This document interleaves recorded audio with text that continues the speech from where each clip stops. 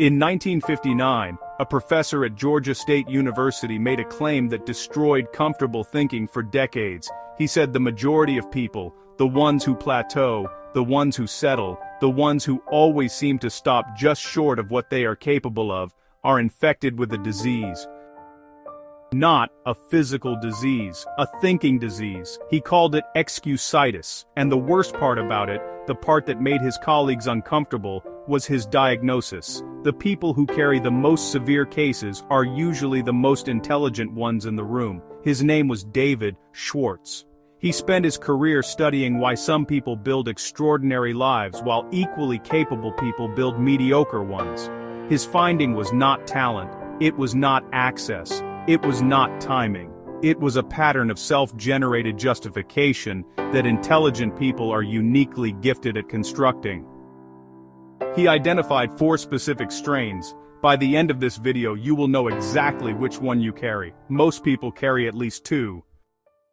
What makes this different from every video that tells you to stop making excuses is this. Schwartz did not just name the problem, he spent years documenting the internal mechanics of each strain, why it forms, why it strengthens over time, and precisely how to dismantle it. His book, The Magic of Thinking Big, has sold over 6 million copies since 1959. And the chapter on Excusitis remains the section that readers highlight most, underline most, and return to most. Because when you read it, you recognize yourself. Not in a motivational way, in a clinical way, the same way you recognize symptoms on a medical chart and think, that is exactly what I have been doing. Here are the 4 strains. I will walk you through each one, show you a documented life that proves it wrong, and give you Schwartz's exact cure. The first strain is health excusitis. Schwartz defined it as the habit of using physical condition, real or perceived, as a reason to avoid action. It ranges from the chronic, I just do not feel well enough, to the more specific, I have this condition, so I cannot. What makes it dangerous is that it is often partially true. The person does have a headache, they do have a bad back, they are tired, and because there is a kernel of truth in it, the excuse feels completely justified. But Schwartz noticed something in his research. The people who achieved the most were not the healthiest. They were the ones who refused to let their health become the explanation for their inaction. His exact phrase was this: "It is better to wear out than rust out." Stephen Hawking did not stop. In the decades after his diagnosis, during which his physical condition deteriorated until he could not move, could not write, could eventually not even speak without a computer, he produced some of the most important theoretical physics work of the 20th century. He held Isaac Newton's chair at Cambridge. He wrote the best-selling science book of all time. He lived 55 years past his 2-year prognosis. Hawking did not succeed because he was healthier than other people. He succeeded because he made a decision that Schwartz would have recognized instantly. He refused to let his health become the ceiling on his output. Schwartz's cure for health excusitis is 3 steps. First, refuse to talk about your health as a limitation, not because denial is healthy, but because repetition strengthens the excuse. Second, refuse to worry about your health beyond what is medically productive. Anxiety about health consumes the cognitive energy that action requires. Third, be grateful for whatever health you do have, and channel it toward output, not observation. The second strain is intelligence excusitis. This is the most common strain among high performers and the one Schwartz found most fascinating. It works in 2 directions. The first direction, I am not smart enough to do that. The second, more subtle direction, that person succeeded because they are smarter than me. What Schwartz discovered is that intelligence excusitis is rarely carried by people who are actually unintelligent. It is almost always carried by smart people who have learned to use intelligence as a measuring stick rather than a tool. They compare themselves to the most brilliant person in their field and conclude that the gap is too wide, or they underperform because they believe raw intelligence is the variable that matters most, and they have judged themselves insufficient. Richard Branson is dyslexic. He struggled to read through school. He dropped out at 16. By conventional intelligence metrics, he was significantly below average. By the time he was 30, he had built one of the most recognized brands in British history. Today, his net worth exceeds $8 billion. Not because he was the smartest person in business, but because he did not allow intelligence to become the filter through which he judged his own capability. What Branson did, and what Schwartz prescribed, is the same thing. He measured himself by the quality of his thinking, not by the speed of his processing. He asked better questions. He surrounded himself with people who were smarter than him in specific domains. He acted on ideas, instead of analyzing them to death. Schwartz's cure for intelligence excusitis. First, never underestimate your own thinking power and never overestimate the thinking power of others. Second, remind yourself daily that attitude matters more than IQ. Third, remember that the ability to think creatively, to connect ideas, to act on incomplete information, those are the skills that build empires. Raw intelligence fills libraries. The third strain is age excusitis. It operates in two versions. The first, I am too old to start. The second, I am too young to be taken seriously. Schwartz noted that age excusitis is unique because the sufferer will flip from one version to the other as they age, always finding the version that justifies inaction at their current stage. This strain is built on a false assumption that there is a correct age window for achievement, and if you miss it, the opportunity is gone. Harlan Sanders was 65 years old, living on a Social Security check, when he walked into restaurants with a pressure cooker and a recipe for fried chicken. He had been fired from dozens of jobs. He had failed at multiple businesses. He was, by every conventional measure, too old. His franchise concept was rejected over 1,000 times before a single restaurant agreed to it. Today, KFC operates in more than 150 countries. Julia Child did not publish her first cookbook until she was 49. Vera Wang entered fashion at 40. Ray Kroc was 52 when he turned a small hamburger stand into what became the largest fast food chain on earth. Schwartz's framework for defeating age excusitis is mathematical. He told his students to calculate their remaining productive years. A 30-year-old has roughly 40 years of productive work ahead. A 50-year-old has roughly 20. 20 years is 2 decades. It's enough time to build an empire, write a library, master a craft from scratch. The problem is never the amount of time remaining. The problem is the assumption that the time remaining is insufficient. His cure: stop thinking about age as a limitation, and start thinking about it as invested experience. Every year you have lived is a year of pattern recognition, relationship building, and knowledge accumulation that a younger version of yourself did not have. You are not behind, you are loaded.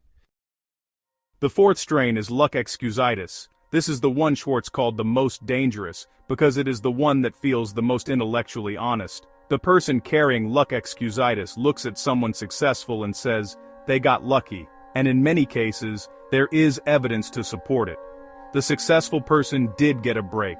They did meet the right person at the right time. They did have an advantage the observer did not. But Schwartz's insight cuts deeper. He wrote that luck excusitis is not actually about luck. It is about the observer's need to explain away someone else's success in a way that protects their own ego from the implication that they could have done it too, but chose not to. When you say they got lucky, what you are really saying is, the reason I have not done that is because of forces outside my control, and the moment you believe that, you have surrendered the one thing that actually determines outcomes, your own agency. Schwartz studied people who others called lucky, and found a pattern that was not luck at all. The pattern was preparation plus exposure. The lucky people put themselves in more situations where opportunity could find them. They said yes more often. They showed up to more rooms. They started more conversations. They submitted more proposals. They failed more frequently, which meant they also succeeded more frequently. J.K. Rowling was a single mother on government assistance when she wrote the first Harry Potter manuscript. It was rejected by 12 publishers. 12. If she had carried luck excusitis, she would have stopped after rejection 3 and said, I guess I am not lucky enough. Instead she submitted it a 13th time. The rest is documented history. Schwartz's cure. Accept the law of cause and effect. Successful people are not luckier, they are simply producing more causes, and when you produce enough causes, effects follow. Luck is what happens when preparation meets opportunity. If you are not meeting opportunities, the answer is not better luck. It is more preparation and more exposure. If you want a structured way to start dismantling these patterns, the Thinking Big Journal is in the description below. 1 page per day, 1 strain, 1 cure, built around the framework you are learning right now. And if this is the kind of content that reaches you, psychology that actually explains the mechanism, not just the symptom, subscribe. We release new research-backed content every Tuesday and Friday. Here is what makes Excusitis truly dangerous, and what separates Schwartz's insight from every other "stop making excuses" message. Schwartz observed that excuses follow a neurological pattern. The first time you make an excuse, you know it is not the full truth. You know you could have done the thing, you chose not to, and then you justified the choice. At that stage, the excuse is a convenience. But the second time you use the same excuse, it is slightly more convincing. By the 10th time, it feels like a fact. By the 100th time, it has embedded itself into your identity. You no longer say, "I cannot do that because of my health." You say, "I am someone who is limited by my health." The excuse has stopped being a choice and started being a belief.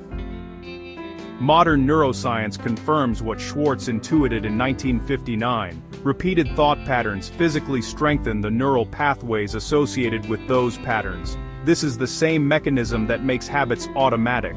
When you repeat an excuse often enough, your brain builds a literal highway for that thought. It becomes the default. It fires before you even consciously decide to think it. Along amber filaments. This is why excusitis is progressive. Like any disease, it gets worse without treatment.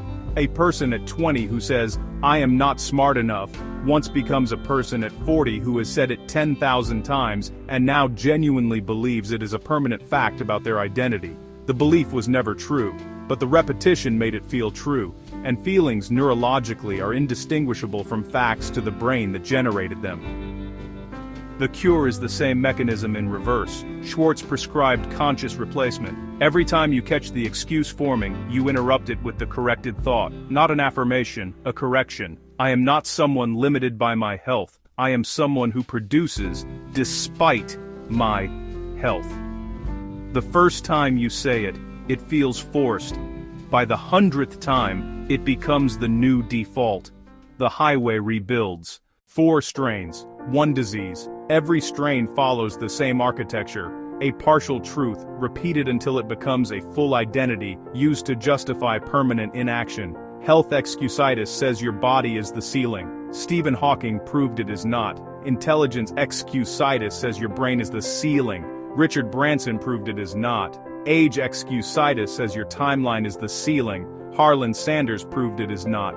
Luck excusitis says the universe is the ceiling. J.K. Rowling proved it is not. David Schwartz wrote in 1959 that the size of your success is determined by the size of your belief. That sentence has been quoted millions of times, but the sentence before it, the one most people skip, is the one that actually matters. Think little goals and expect little achievements. Think big goals and win big success. Excusitis is what keeps the goals little. It is the voice that says be realistic when what it actually means is be safe. It is the thought disease that has protected you from failure by also protecting you from everything that matters. The diagnosis is now in your hands. What you do with it is the only question that counts. This is the first of 3 ideas from this book that we are exploring on this channel. In the next video, we go deeper into the mechanism Schwartz called the thought thermostat, the invisible setting in your mind that determines how much success, wealth, and growth you allow yourself to have before you unconsciously pull yourself back down. If excusitis is the disease, the thermostat is the operating system it runs on. If this reached something in you, share it with one person who needs to hear it. Not because it helps the channel, because they might be carrying a strain they have never been diagnosed with. Books mentioned in this video is in the description below. I will see you in the next one.